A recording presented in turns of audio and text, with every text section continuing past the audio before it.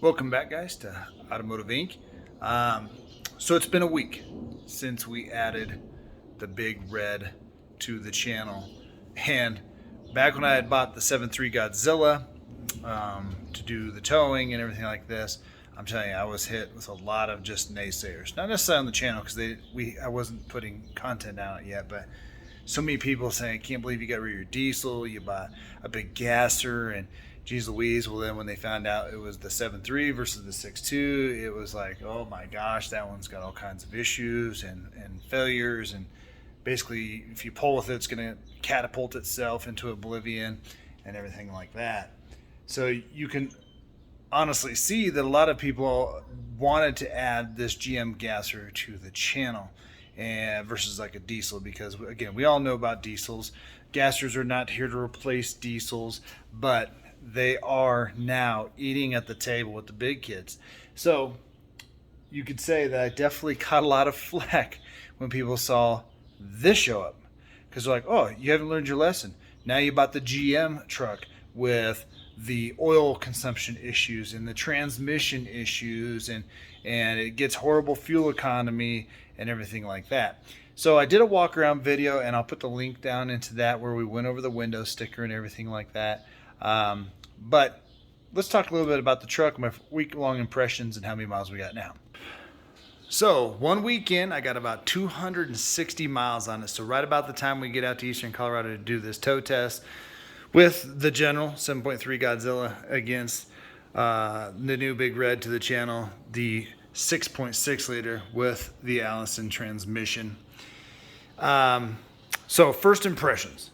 This thing towers, and it's probably because of the 20-inch wheels.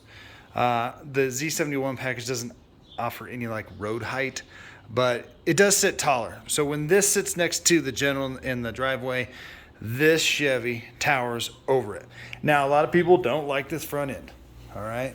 And I said in a couple things, it's kind of a face that only a mother would like it. I actually like it. I like it because it's outside of the norm. It's something that, when they came out with this body style, I loved everything about it, but I hated the mirrors. Now the mirrors have even grown on me over time. So now this little facelift, I dig it, but it could have said still shed Chevy right here.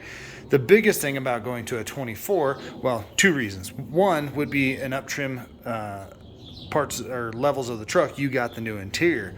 But at the end of the day, people want to know how this motor does with this bad boy right here, the Allison. Okay, now again, to all the naysayers, they're going to say that's not a true Allison transmission, etc. and so forth. Allison stamped its name on it, is giving GM the rights to say it's an Allison. GM did develop it with Allison. There is a video out there where a GM rep sits down and talks about the breakdown of it. And again, at the end of the day, that goes for a lot of things in the world today. There's a lot of things with their people's names stamped on it because it makes you feel all warm and fuzzy. Well, at the end of the day, Allison wouldn't let their name, their good, beautiful name's been around forever, go on something that they thought was trash, okay?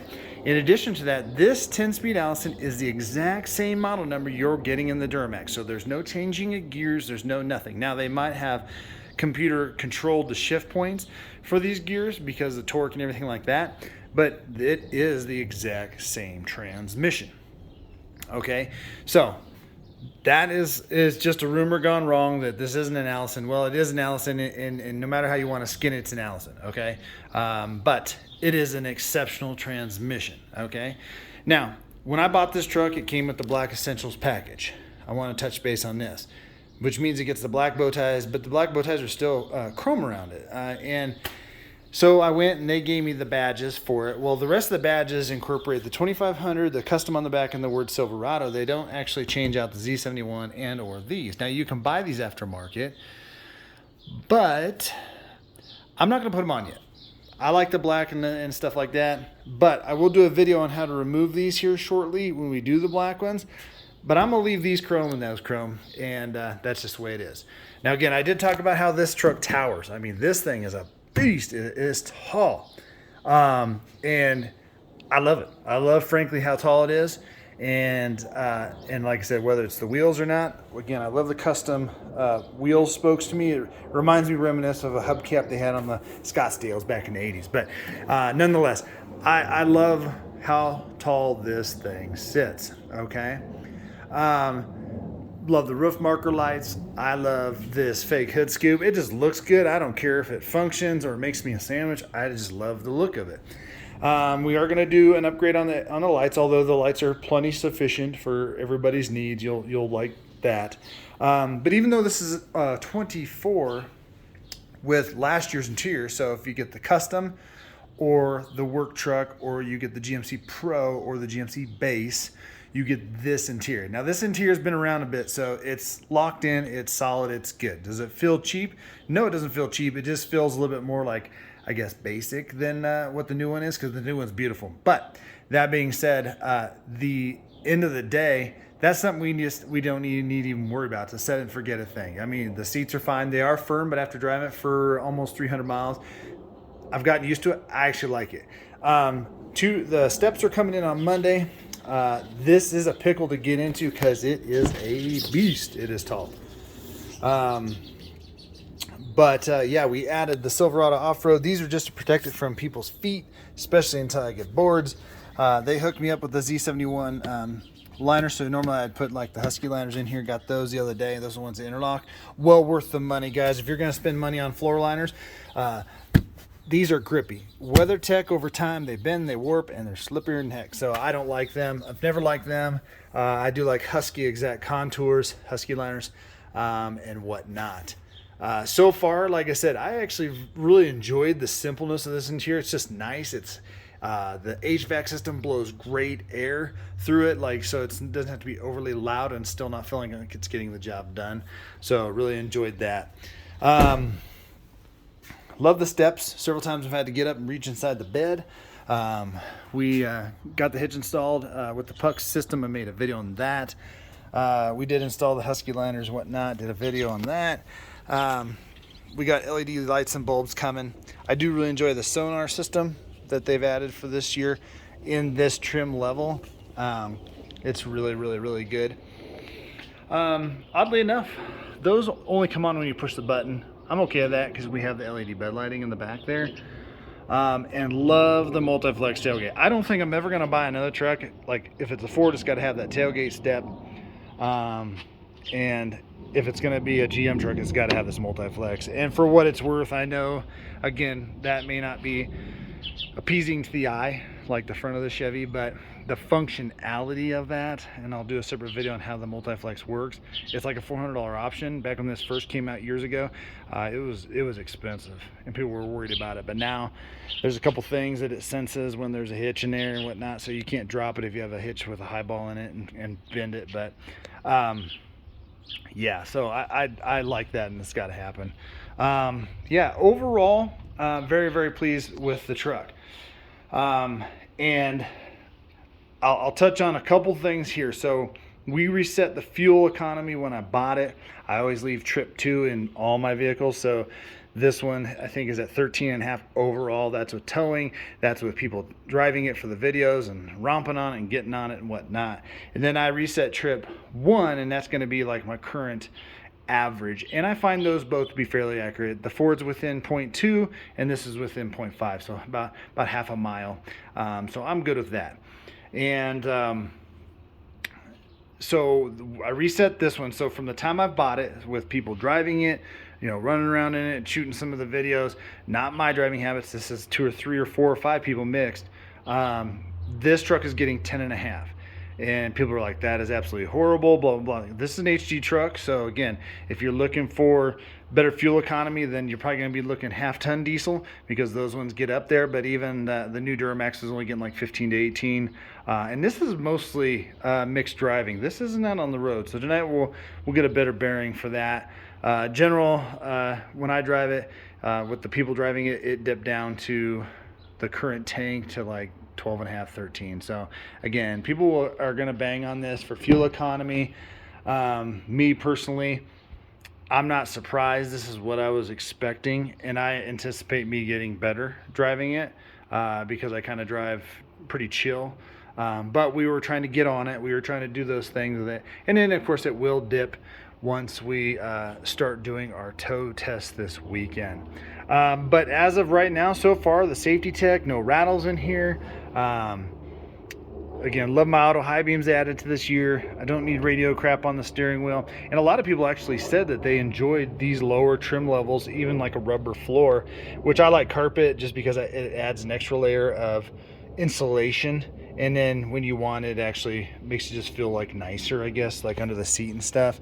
And these, because they cup so well, it covers the whole floor so you don't see any carpet. But people like this trim. And for this trim with the power seat and power everything and whatnot, it's actually been a really, really fun truck to drive. In addition to that, so far so good. This is probably the quietest interior I've been in a long time. People say that usually when the gas you're getting on it, it makes a lot of front end noise. Well, the Godzilla makes a good exhaust note all the time. So if you're not a fan of that, then you're not going to want to get a Godzilla. Because it does sound like a big American V8. This one though is very quiet, and I don't know if it's the mower sits lower in the engine compartment.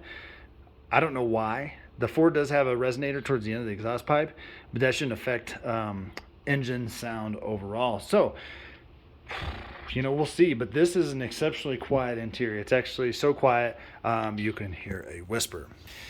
Now, last but not least, when we talk about everybody saying you shouldn't have bought this thing, a big mistake, whatnot, I haven't had any issues.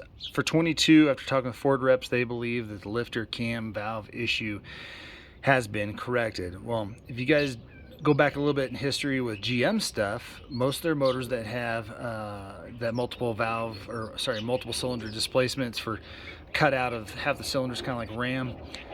Chevy was in a huge lawsuit less than a decade ago for it in the 5.3 liter. Again, cams, lifters, issues like that. And this engine does not have that. The Ford doesn't have that. But what this one does say, and it continued from last year, is there's a service bulletin out saying that GM says it's acceptable to burn 1 quart of oil for every 100 gallons of fuel. Well, at 10 miles a gallon, you're looking at a quart every 1,000 miles. To me, it seems a little excessive. Now, because there was a couple times I did some cold start videos that I actually saw black puff out of here. So check the oil. We're going to monitor that. However, I think that's just normal soot that we're seeing right now. But this will get black pretty quick and pretty dirty pretty quick. If there is some burning oil, that's going to come out right there.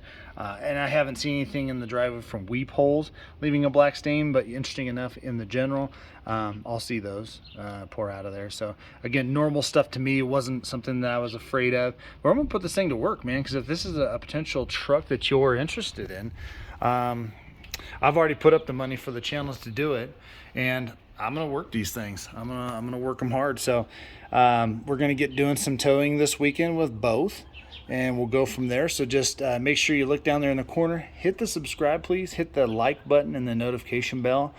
And if you're in the market and you can wait, say another 2, 3, 4 weeks to kind of get an idea which one, I'm telling you right now, if you tow under 15K.